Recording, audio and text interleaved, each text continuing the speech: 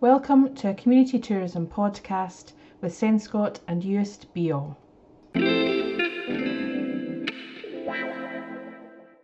Uist Beò is a platform built to highlight the depth and breadth of vibrant Uist life, and today I am joined by Cara Forbes.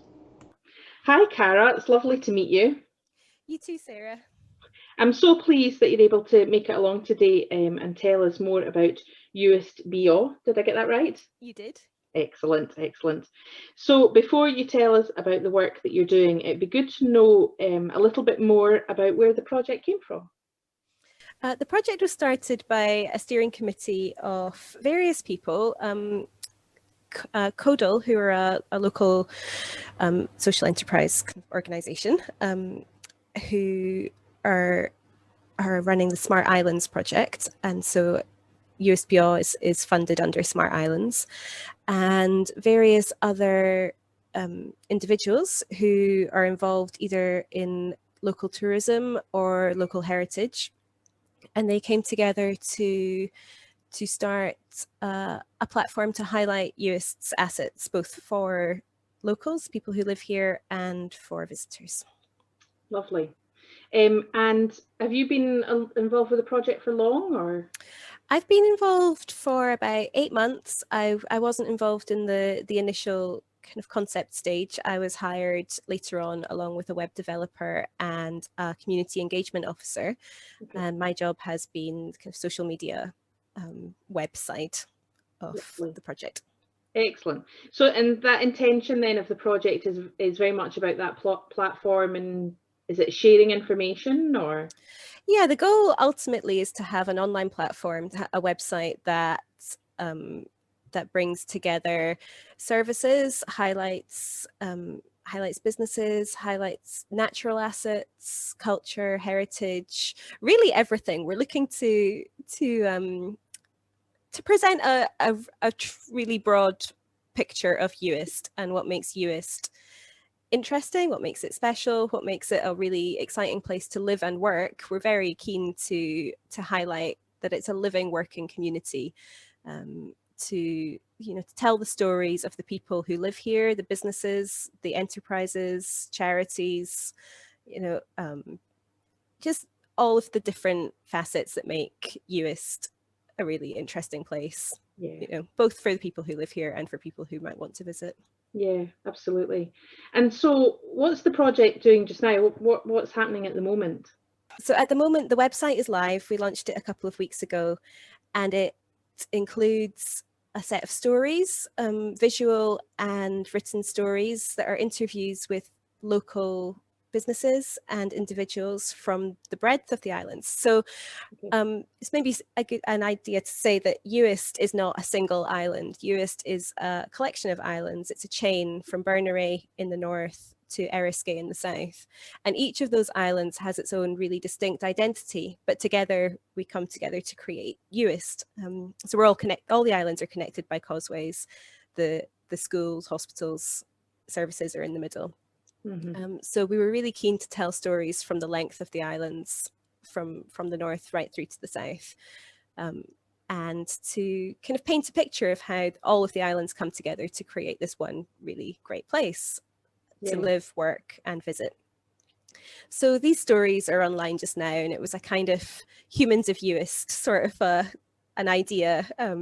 We had a photographer go in and take pictures of different people and businesses. We had someone interview these people about why they live here, what they do here, what's great about living here.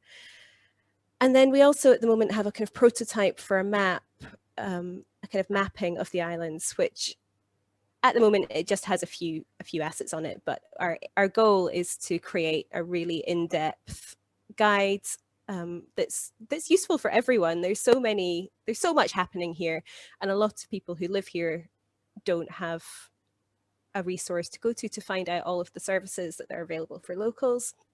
But for visitors, there's just so many things that you can miss. And I think at the moment we have a bit of a culture of, fast tourism, of people getting on the ferry to Uist, getting off at the top, driving through, hitting the top 5 results for what to see in Uist and missing so many things. And we would really like there to be a resource for slower travel, for people to come and really engage with the community, to visit the small museums, the small businesses that might not show up on a an initial Google search for visiting Uist. So yeah, absolutely brings in that's that personal element to it. Yeah, we really, I mean, it's a bit of a Herculean task to create an entire database of the islands, but we're great aiming for that in the end. So Absolutely. And so the plans for the future then are obviously that Herculean task is to create that massive database. they are. What kind of do you see coming from that and moving forward? Do you see further projects happening and rolling from that? I think so. I think we would really like to continue the storytelling aspect of the project and of speaking to people who live and work here to create a kind of a deeper picture of the islands and the community. So I think we would like to continue doing that. We would like to really delve quite deep in documenting Uist's services, businesses, but also natural heritage, places that relate to songs, music, poems, the kind of the wealth of culture that we have, both historical and current. And I think we envisage like a rolling kind of online magazine that just again shines a light on the islands, both against serving both people who live here and people who would visit. Yeah. And are you finding at the moment that the community are quite open to this and positive? I mean, considering everything that's going on with COVID and what have you in places, and visitors just not visiting. And then, of course, islands being opened up perhaps before some residents are ready, and all of the issues that have arisen over the last year. How are you finding that the community are supportive of this project and the programme? Yeah, we've had an overwhelming amount of support, actually. Our community engagement officer carried out a series of surveys online, both with individuals and with businesses, and the level of support was enormous. I think people were really keen for a place to tell their own stories of the islands. It feels a lot of the time like we're being spoken for by people who don't live here. And I think that the chance to tell our own stories has been really well received. I think also an alternative to Facebook at the moment. Everything that one might need to know about the islands is on Facebook, and a lot of people are looking for somewhere different to bring all that information together. Yeah. I mean, I really feel that the project fits really beautifully with the community-led tourism work that we've been involved with. And just hearing you talk about that need for slow tourism and that real interest in slow tourism, and just looking at the tourism industry a little bit differently and getting people to connect at a very local level and develop those relationships, I think is probably very important, and probably very important to the people living across the islands, to be able to make those connections, as you say, and tell their own stories and make it quite personal. I think that we've been very lucky in Uist, or not luck, maybe luck has nothing to do with it, but Uist has always, it feels, had a very loyal visitor base of return visitors, people who come back year after year for a week or 2 weeks. And I think that a large number of our visitors are diaspora, or people who have moved away, or people who have family connections.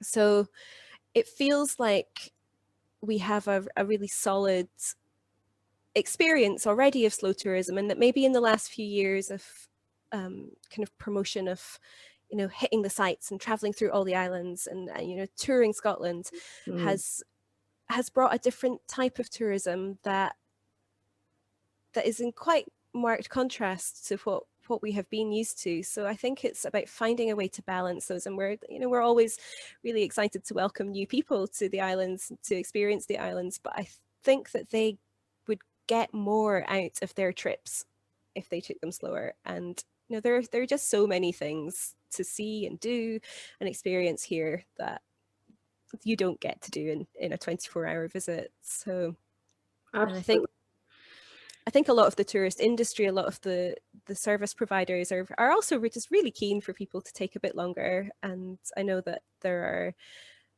are a lot of accommodations that are now only taking week-long bookings, specifically for that reason, of to give people the chance to really immerse themselves in a holiday here. Yeah, interesting. Well, I'm really excited to see how things progress, and we'll definitely be planning a trip. So I will be using your platform so that I can plan that ahead, which will be amazing. And folk can follow you just now on Instagram and, of course, Facebook. They can, yes. Uist Beò, BEO. Lovely. We'll put links to that in so people can follow. But yeah, I'm just really excited to see how this progresses, and I guess how all the young people involved in it as well progress and really start to come up with new and innovative ideas from that. So I think it's an exciting project, and well done to everybody involved for getting it so far. Thank you. We're really excited about it. I think the amount of passion involved has been really invigorating, and I hope that shows in the website and the social media presence. We're really excited about seeing how it develops as well. Lovely. Thank you very much. You're very welcome. Thank you. Cheers. Thank you. Bye.